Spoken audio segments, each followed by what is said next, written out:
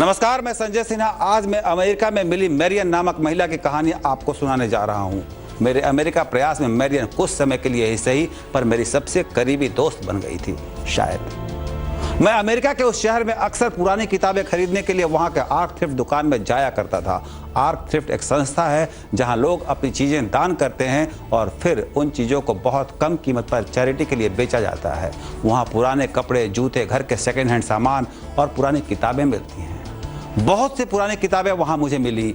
एक शाम मैं यूं ही किताबें छांट रहा था कि पीछे से आवाज आई, हाय, मैं मैरियन, आपको अक्सर यहां देखती हूं, क्या आप यहां रोज आते हैं? मैंने उसकी कांपती आवाज को पहचानने की कोशिश की। लगा कि सुनी सुनी सी आवाज है।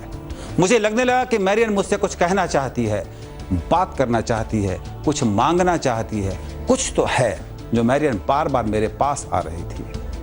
मैंने मैरियन को पास ही स्टारबक्स कॉफी सेंटर में कॉफी के लिए निमंत्रित किया। वो बहुत खुश हुई। कॉफी पीते हुए वो मुझे अपनी नीली आंखों से 1000 बार धन्यवाद कह रही थी। ऐसा लग रहा था कि कई वर्षों बाद उसे यह कॉफी नसीब हुई है। वो धीरे धीरे कॉफी पीती रही और फिर उसने मुझसे पूछा, क्या तुम्हारी शादी हो चुकी है? क्या तुम्हारा बच्चा भी है? मैं चुपचाप उसकी ओर देखता रहा। फिर उसने धीरे से कहा, शादी नहीं हुई तो शादी मत करना। मैं तो कहती हूं तुम किसी से मोहब्बत ही मत करना। और पता नहीं क्या क्या बोलती रही। मेरी हिम्मत नहीं हुई उससे कुछ पूछने की। फिर मुझे वो रोज मिलने लगी। कई दिनों तक वो मुझसे कॉफी पिलाने की अब जिद करती और कभी कभी एक दो पुराने कपड़े खरीदती। मुझे लगने लगा कि ये अमेरिका की यूं ही कोई उपेक्षित बुजुर्ग महिला है जो इस दुकान में पुरानी चीजें खरीदने आती है और मेरे पास समय की कमी नहीं, इसलिए वो मेरे साथ समय काटती है। खैर, जो भी हो, धीरे धीरे वो मुझसे खुलने लगी थी। मुझे इतना पता चल चुका था कि उसका कोई बेटा है जो उसे नहीं पूछता। शायद उससे कई वर्षों से मिला भी नहीं। वो विधवा थी या तलाकशुदा, ये पता नहीं चल पाया था, पर इतना तय था कि वो संपूर्ण रूप से अकेली थी। वो मुझसे अक्सर द्वितीय विश्व युद्ध के बारे में बातें करती, जापान पर हुए एटमी हमले की चर्चा करती, हिटलर के आतंक पर सिहर उठती। और एक दिन उसने आर्क थ्रिफ्ट की उस दुकान में आना यूं ही बंद कर दिया। एक दिन, 2 दिन, 3 दिन और फिर कई दिन बीत गए। मुझे चिंता होने लगी कि मैरियन कहाँ चली गई। वो कुछ बीमार सी थी। वो बीमार सी थी तो सही, पर कहीं उसे कुछ हो तो नहीं गया। कई दिन बीत गए। मैं आर्क थ्रिफ्ट की दुकान में आता जाता रहा, किताबें खरीदता रहा और उसे तलाशता रहा। एक दिन अचानक घर में अखबार के पन्ने पर मेरी निगाह गई। मैं उस अखबार के पन्ने की खबर को जस का तस आपके सामने रख रहा हूं। मुमकिन हो तो इसे कहीं दर्ज कर लीजिएगा।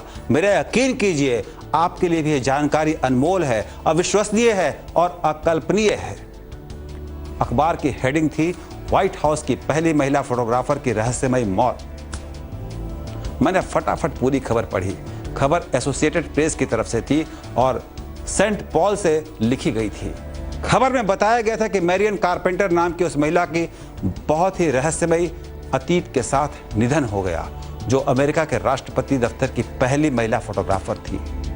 24 साल की उम्र में वॉशिंगटन से फोटोग्राफी की पढ़ाई करने के बाद मैरियन को व्हाइट हाउस में नौकरी मिली और उसे अमेरिकी राष्ट्रपति रूजवेल्ट के बाद राष्ट्रपति ट्रूमैन के साथ बेहद करीब से काम करने का मौका मिला। वो द्वितीय विश्व युद्ध के दिन थे जब मैरियन दिन रात ट्रूमैन के साथ रहा करती थी। जब जापान के 2 शहरों हिरोशिमा और नागासाकी पर एटम बम फेंके गए थे, तब वो हर उस बैठक का हिस्सा हुआ करती थी जिसमें ऐसा फैसला लिया गया था। तब उसकी जवानी और सुंदरता पूरे अमेरिका के सिर पर चढ़कर बोला करती थी।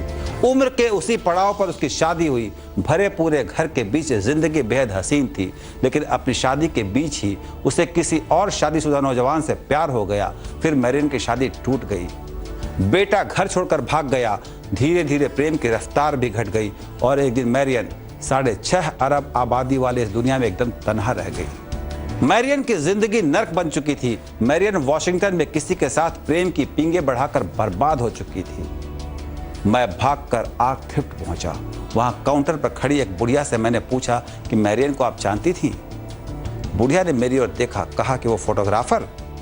हाँ, वो अमेरिकी राष्ट्रपति भवन की पहली महिला फोटोग्राफर थी। उसका नाम तो इतिहास में दर्ज होगा। फिर उसने मुझसे पूछा कि क्या हुआ उसे? मैंने अखबार की कतरन को उसके सामने रख दिया। बुढ़िया एक सांस में पूरी खबर पड़ गई। फिर उसने मुझसे कहा, जानते हो, कई साल पहले उसे प्यार में बहुत गहरी चोट पड़ी थी। उसके बाद से वो किसी से बात नहीं करती थी। कभी किसी निजी विमान से यात्रा करने वाली नीली आंखों वाली वो सुंदरी अब बहुत लाचार हो गई थी। वक्त के साथ सबने उसका साथ छोड़ दिया था। ऐसा ही होता है जब आप किसी से सिर्फ बाहरी चमक के आधार पर दोस्ती कर लेते हैं। ऐसा ही होता है जब प्रेम की वजह सिर्फ जवानी होती है।